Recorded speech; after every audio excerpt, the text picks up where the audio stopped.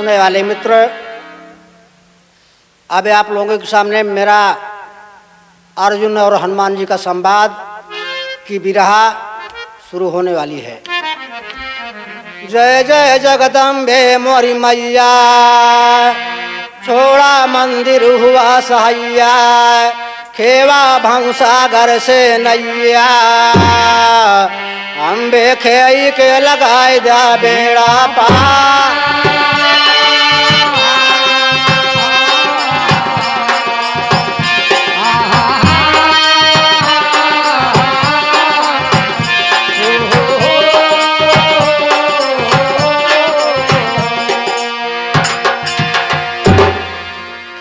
बेड़ा पार करूँ माँ हमका तो रही है सहार, शायर हई जाय अम्बे शारद माँ दहिने पर हुआ तैयार, हंस वाहने सरस्वती माँ खोला बिरहन के भंडार, खोला बिरहन के भंडार भाई, खोला बिरहन के भंडार, खोला बिरहन के भंडार भाई, खोला बिरहन के भंडार। एक समय में नारद मुनि अब पहुँचन सिर एक सड़ दरबार, फूल एक सत भामक दई के तुरत रास्ता ले सिधार, तोड़ते रास्ता ले सिधार भाई, तोड़ते रास्ता ले सिधार, तोड़ते रास्ता ले सिधार भाई, तोड़ते रास्ता ले सिधार। बाबा मदारा ने रुक मिड़का सिरे के सड़ से कहे तिखार, फूल सुगंधित दिया मंगाई इतना ही माना कहे हमार, इतना ही माना कहे हमार भाई, इतना ही माना कहे हमार, इतना ही माना कहे हमार भाई, इतना ही माना कहे हमार। फूल सुगंधित दिया मंगाई इतना ही माना कहे हमार,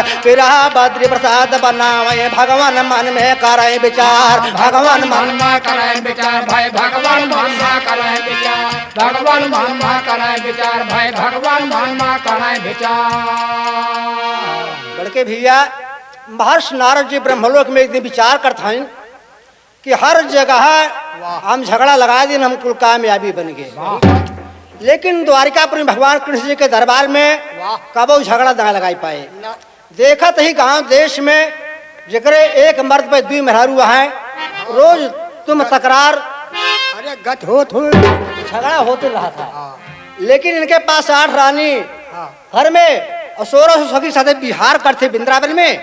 कबो तुम तकरार ना होते। नारद जी विचार करता है कहेंगे झगड़ा ना लगा दें तो हमारा नारद नाम ना आए। ब्रह्मलोक से चल पड़े बल्कि भैया एक ही बढ़िया महकवा फूल लेके और पहुंचे कृष्ण जी के दरबार में। देखा था एक बगल में सतभामा और एक बगल में रुक्मणी महारानी। नारायण की आवाज करते हुए नारद जी पहुंचे, प्रणाम करता है, कहीं माँ जी के प्रणाम हो।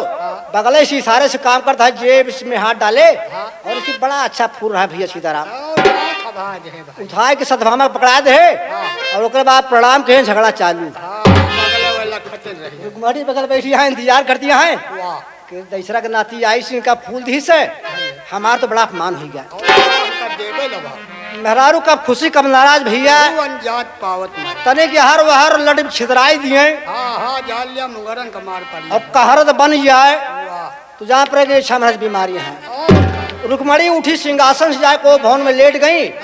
और जब भगवान कृष्ण जी का मालूम होता है कि तोहरे महारानी बीमार पड़ गए हैं, आए रुक्मणी के पास में कहे महारानी बोला कहीं बचब न मर जाए, कहीं उपाय कहीं एक उपाय अगर कह सकत हो तो जैसे नारद जी लायक हमारे शब्द का फूल दे, अगर प्रभु वही तरह फूल मंगवा सकत है तो जिंदा रहा वरना मर जाए। भगवान कृष्ण जी के विचार में आवे तो झगड़ा अच्छी लाग गई। अब गाढ़ परे भी आदमी अपने यार दोस्त के लेके जाता है। अर्जुन बड़ा परम मित्र रहा है भगवान कृष्ण जी के, बोलवावत है कहीं भैया कहीं का हमारे घर में झगड़ा लाग गए बा, हमारे घर में नारद जी अच्छा बगवाल कह कहे का मतलब कहें एक छिप फूल देगा है और ये रुक्मणी कहती है हमका फूल देवे ना आए, अगर वह तरह फूल मिल जाए वह से अच्छा तो जिंदा रहा बोल ना मर जाए। अर्जुन महाराज घमंड ढाब के भैया उनके धनुष बाण अमर रहा है, कहे महाराज एक ना कहा पूरा हमें ट्रक फूल मंगवा सके गाना में टेरी लाग के भैया। अर्जुन का बोला है के कन्हाई कहाँ के फूल लावा जाई हो, अरे फूले का फूलवरिया में चले आज्ञा मान के चली भाई अर्जुन धान फूले का फूलवरिया में चले।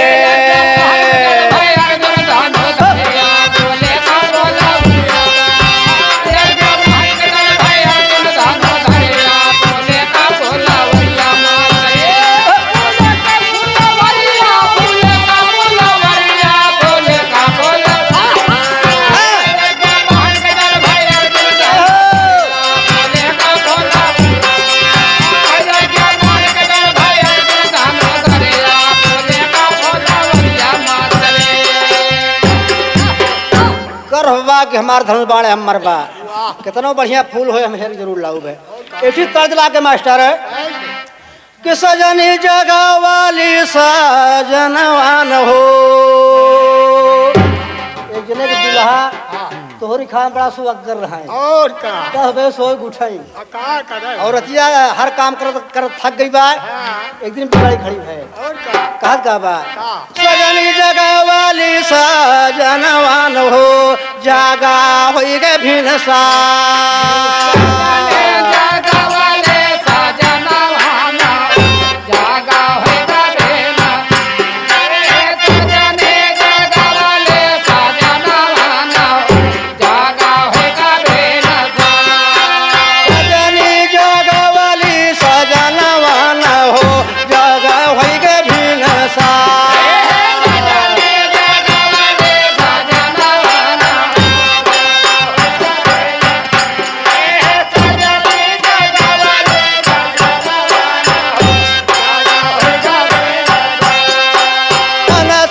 बसेरा छोड़ी कागा बोलई लागे कनसी बसेरा छोड़ी कागा बोलन लागे कनसी बसेरा छोड़ी कागा बोलन लागे कागा बोलई बलमा कागा बोलई लागे कनसी बसेरा कागा बोलन लागे कनसी बसेरा छोड़ी कागा बोलन अरे लाला ना खेला तमा गोदिया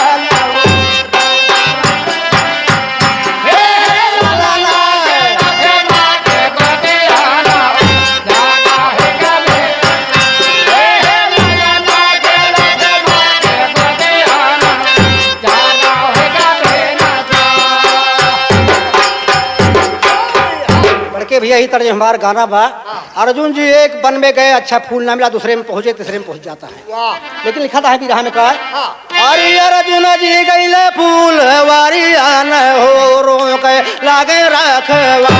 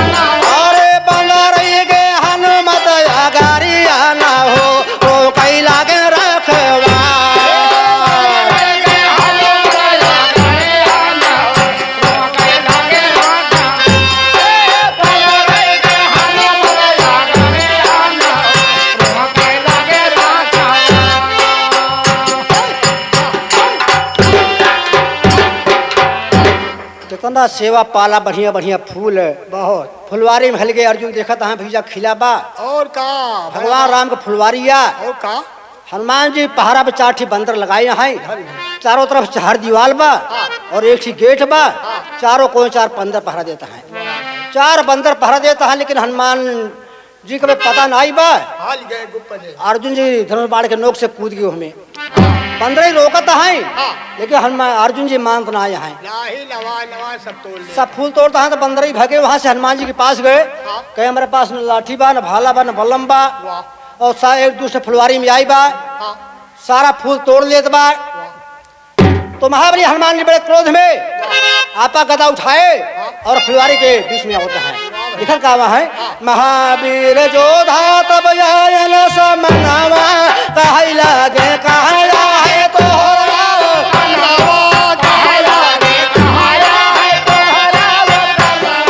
तोहरा ओ तनवा हो, तोहरा ओ तनवा, कहे लागे कहाया है।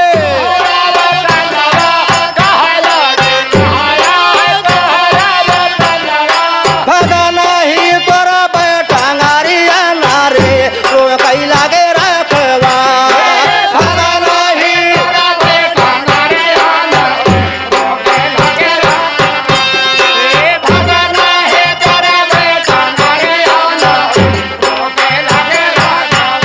अरे भगा नहीं तोरा बैठंगारिया नारे, तो कई लागे रखवा।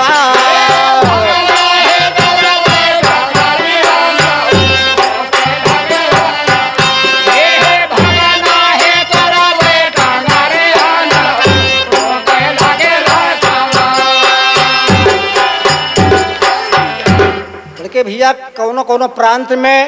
रे शब्द का बड़ा बुरा माना थे। हनुमान जी पूछता है पहुंचे और कहा था करे दुष्ट बिना पूछे कैसे फुलवारी मिल जाता है। अर्जुन बोले कि बंदरे के औलाद रे बे की बात ना क्या है, बंदरे जात ठीक ना होए, हम सहज ना वैसे ना आया वही है, हम को भेजा है तभी आवा ही। कई फूल भगवान राम के ऊपर चढ़ा था, सबके ऊपर ना चढ़ते, तो कहे का हम मूर्ख ही का मुँह के ऊपर कहा कहा टेरी मास्टर। अर्जुन कहा लगे गुसाई, अरे फूले का भेजे कृष्ण कन्हाई हो। भगवान कृष्ण जी भेज दिए हैं, अरे फूले का फुलवरिया में चले, हमें न जानते हो ब्या। अरे नौन हमारो बाट अर्जुन धनु धारिया, फूले का फुलवरिया में चले।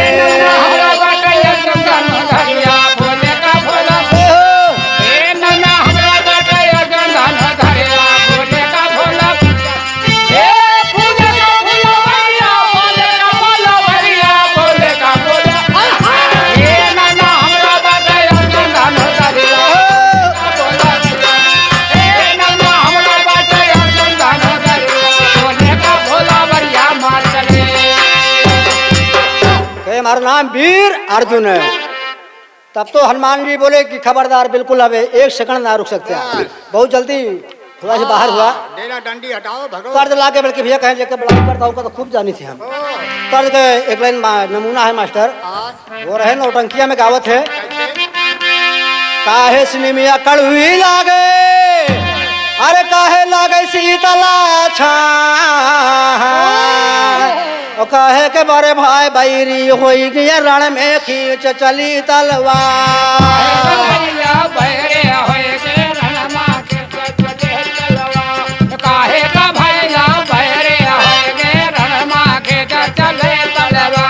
कहे के बड़े भाई बैरी होई गए रण में खींच चली तलवार।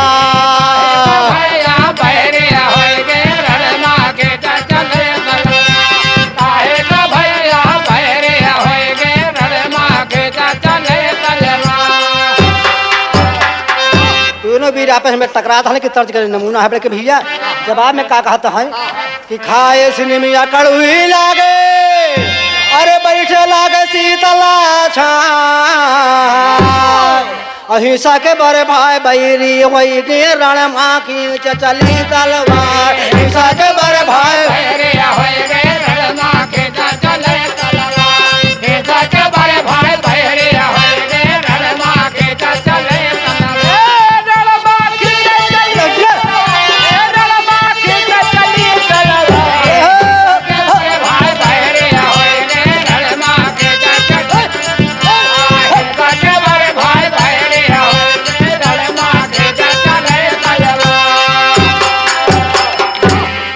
हमारा गाना है। हनुमान जी बोले खबरदार, कहे हनुमान जी सुना वीर अर्जुन अब ज्यादा न करा तकरार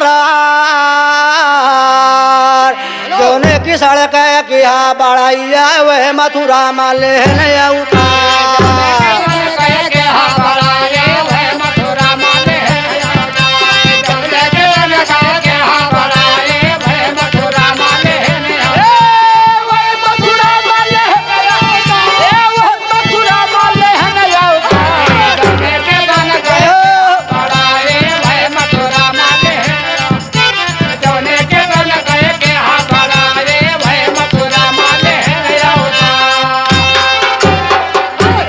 नंद बाबा घर सेवा भैली जो महतारी बाप हो था ओका दोगला कहा जाता है। कहे फिर कैसे कहे तोहरे कृष्ण दीदी महतारी बाप कहे बड़ा वीर है जहाँ पैदा भे वही रहते हैं लेकिन वहाँ रह नहीं पाए। और बताओ क्या है भैया वृंदावन में गाय चरायल और रहिया में बंदे ठगहार चुअरी कई के पेट जियायल ऐसी मालिक यहाँ तुहार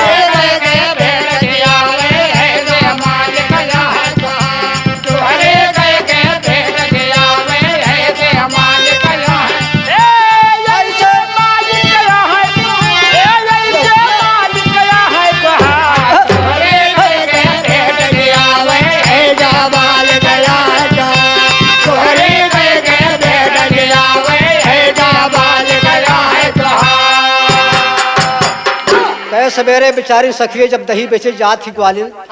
तो चुपे चुपे जात थे छीन के खा लिए थे मेटकी फोड़ के भाजे थे। इतना ही ना है सब सखी लोग जब जमुना जी में स्नान कर जाती तो चुपे चुपे जाते चीर लेके पेड़े टांग दे थे के ऊ सखी के चोली फारे तो बहुत गलत काम है कहे कहीं भगवान काम है के बेचारी के चोरी फाड़ दें केहू चिर उठा ले जाए बेईमान का काम है। अब बेचारी कितनी देर नहा जो नहा थक जात कहे भगवान तो कहा बहिर जाओ तभी दे भाई तो कैसे साड़ी की वही गर्ज के मारा निकले एक हाथ आगे लगाओ भाई तो पाछे उघार हो जाए और पाछे ढाके तो आगे का करे बेचारे भगवान काम आई भैया हो हाँ केहू सखी के चोली फारे चिड़िया टांगे कदम की डार अंगूरी बगिरवर पहाड़ उठाए यही मैं भूल गया सरकार पहाड़ उठाए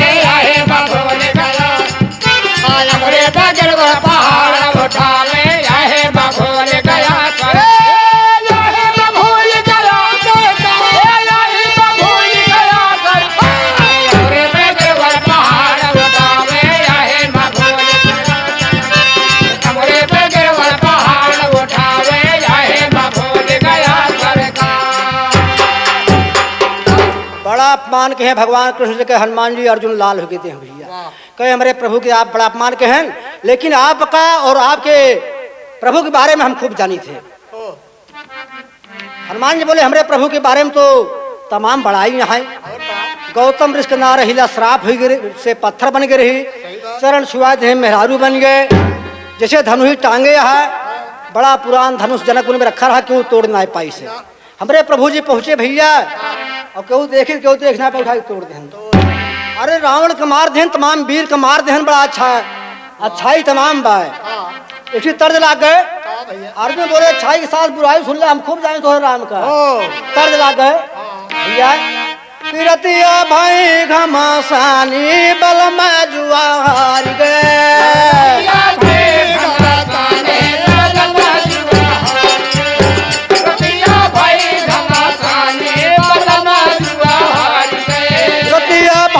घमासानी बल में जुआर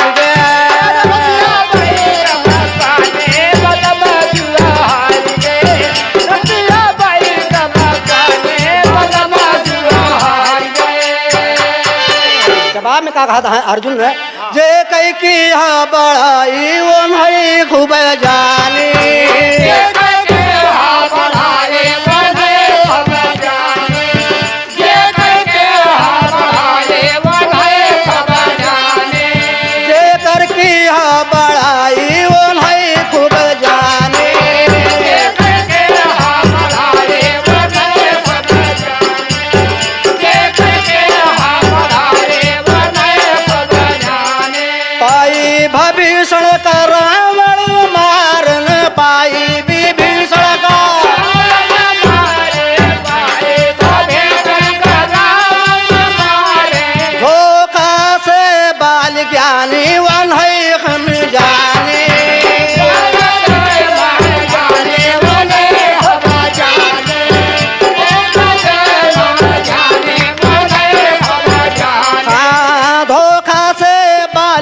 जानी वही खूब जानी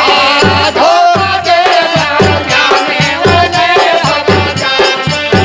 धोखा दे जाने वाले सब जाने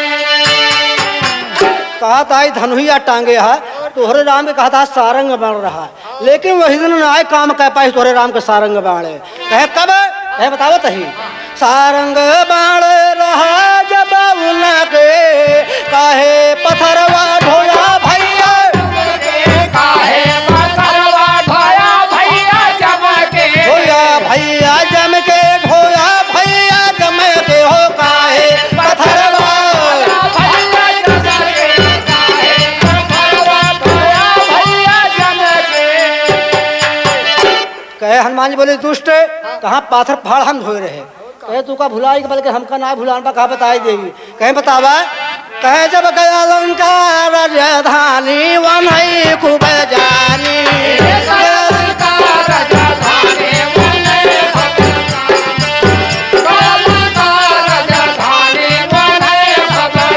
गया लंका राजधानी वही खूब जानी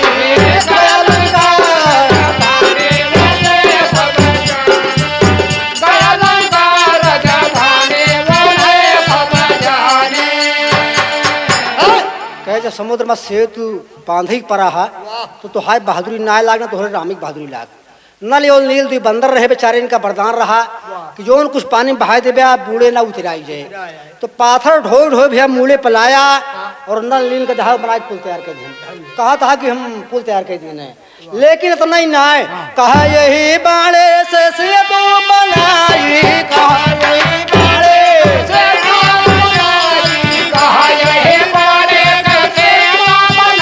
अरे भालू यो बंदर के कवन बड़ाई भालू यो बंदर के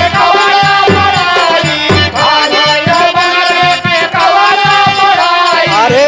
वही जाई मना मानी वही हम जानी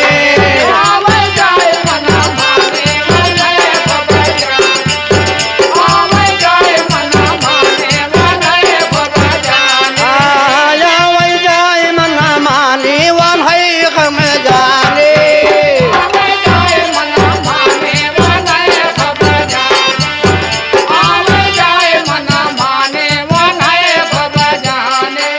कहे जो ने कहा था धनुहिया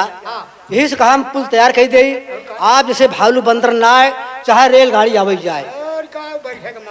हनुमान जी बोले कि भैया बास मुँह से मुंह ना आए हारत लेकिन पता वही दिन लागे जब समुद्र किनारे पहुंच बा देखे बा सेत बंदरा में सूरत ना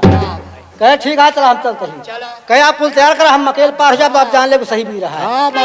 है तो बद्री प्रसाद कहे गुना बिरवा जाए के पहुँचे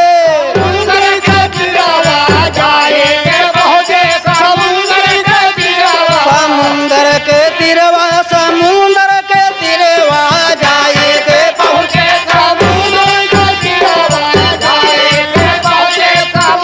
अरे भारी परनल है ठानी वही हम जानी भारी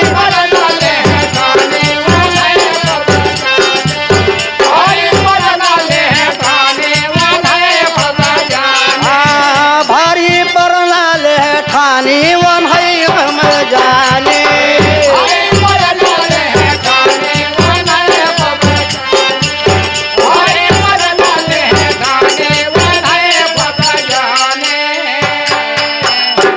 जब पहुंचे सेतबंद जहाँ पे रामेश्वर रचना भैया समुद्र के करीब में हनुमान जी मुस्कियात है देख लिया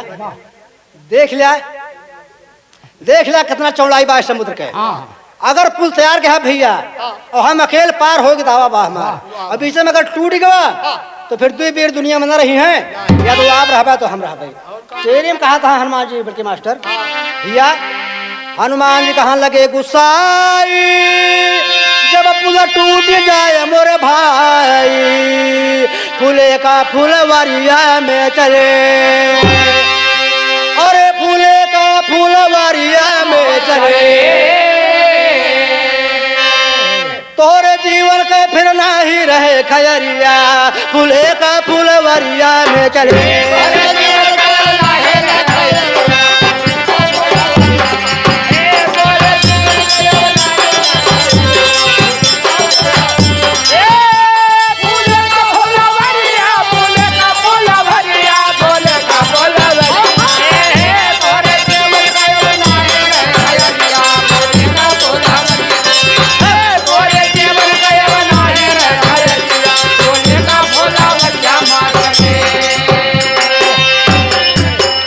बड़ा क्रोध में बात होता बल्कि भैया, लेकिन थोड़ा सा तर जाएंगे अपने जो बुजुर्ग लोग दादा हरे गाय चला के जे नाम बिरहा पड़ गया, नगारा टंकी पे गावत रहे भैया, कनवा मंगुरिया जो डाय गावत रहे छुट्टा बिरहा बोलते रहे। लेकिन ये जो आपके सामने बात होगा एका कहा था हम इस तरह वाली बात बताओ तो अरे कहा हनुमान जी सुना वीर अर्जुन भैया माना कहनवा हमारा, तू यही बाने कसे तू बनाए दिया हम जा लंका मझारा ना,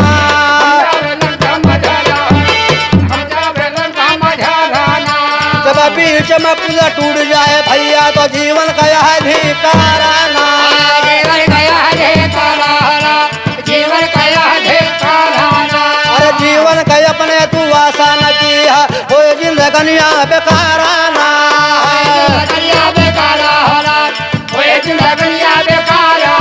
अरे जीवन का अपने तू आशा न किया हो जिंदगनिया बेकारा ना,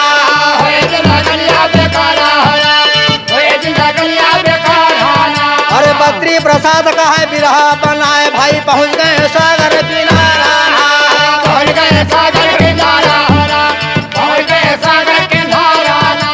श्री की सड़क सुमरन कहने अर्जुन छोड़ दे पांड करारा,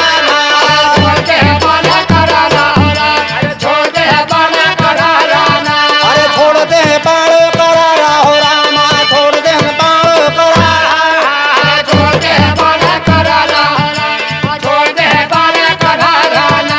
सागर मसे तू तैयार भवा बन के सौ जो जन विस्तारा ना,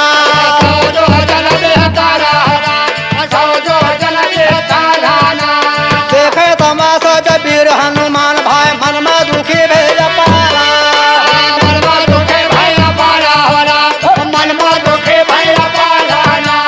पवन कुबुद्धि बसी हमारे मनवा में अर्जुन से कीन टकरारा ना,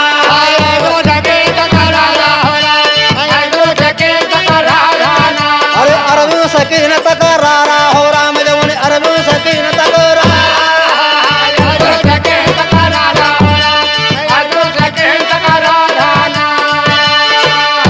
देखा तो है भैया बढ़िया पुल तैयार हुई गवा, हनुमान जी ही घबरा के कितना बढ़िया पुल था मुँह नहीं तैयार कर पाए रहे, पुल इतना बढ़िया मुँह नहीं तैयार कर पाए रहे, और कौन ऐसी कुबूत हमारे मन में बसी जो अर्जुन वीर से तकरार कर ली, बड़े कष्ट में जीवा है, अब लाज मान सम्मान का बात आ गया है। श्री रामचंद्र का सुमिरन करे हनुमान जी कहे अरे गाढ़े मजिया आई कलजिया बचा मोरे राम नाय चला जय पनिया हमारा ना,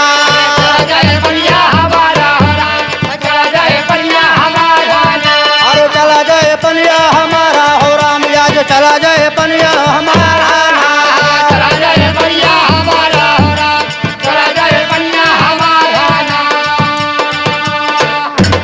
राम राम राम राम राम राम सीताराम जपत है प्रभु जी आए के मन में बसत है बड़के भैया कि हनुमान जी घबराहट काहे कहा जे करे चढ़े दुइनौ दल कांपई तीरे कांपे धरती ऊपर आसमाना और जग में वीर एक अब ही चढ़ाए पुल चढ़ाए गड़बड़ाइए तो लिखत कहाँ वहां महाविराट रूप धारण करे हनुमान जी रूम रूम बांधे पहाड़ पहाड़ लटकावत है कुछ हाथ है कुछ मूड़े पर लाद ले चढ़ने का हो गए तैयारा ना,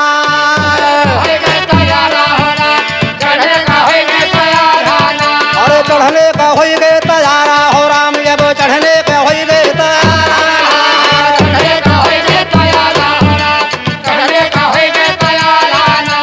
देखे तमाशा वीर अर्जुन भाई मन में दुखी भेज पारा,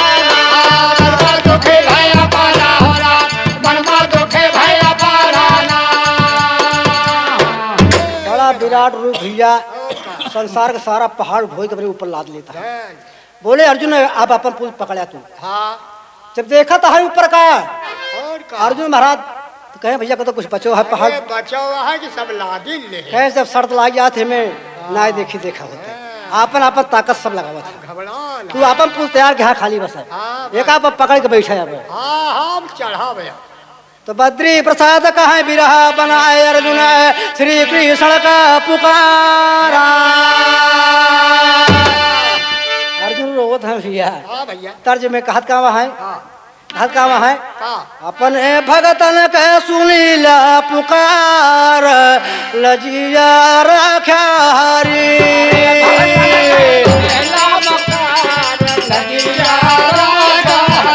अरे भगतन के सुनला पुकार लगिया राजा हरे। अरे भगतन के सुनीला पुकार लजिया रखा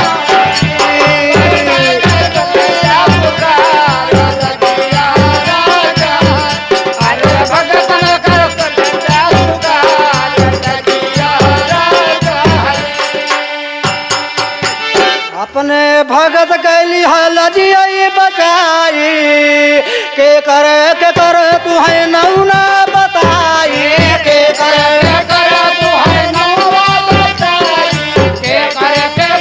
तू है नमवा बताई। अरे नौना बताई प्रभु नौना बताई के कर तू है नौना के कर तू है नमवा बताई। अरे हमरे तो तू ही करतार लजिया रखा हरी। हमारे का कहे करता लगिया राजा। अरे हमारे का कहे करता लगिया राजा हरे। अरे हमरे तो तू ही करतार लजिया रखा हरी। हमारे का कहे करता लगिया राजा।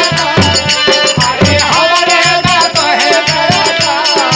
लगिया राजा हरे। सुन के पुकार चले हैं कंधाई सुन के पुकार चले है कमाई सुन के पुकारे चले है कमाई। लड़के भैया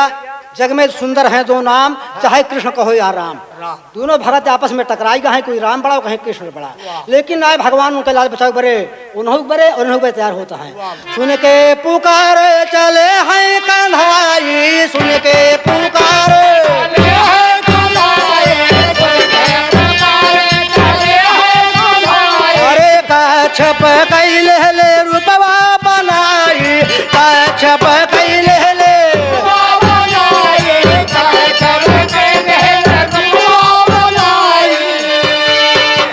कच्छप माने खेचुआ ना कछुआ कछुआ भैया। अरे पिठिया लगा मैं सरकार लजिया रखा हरी। पिठिया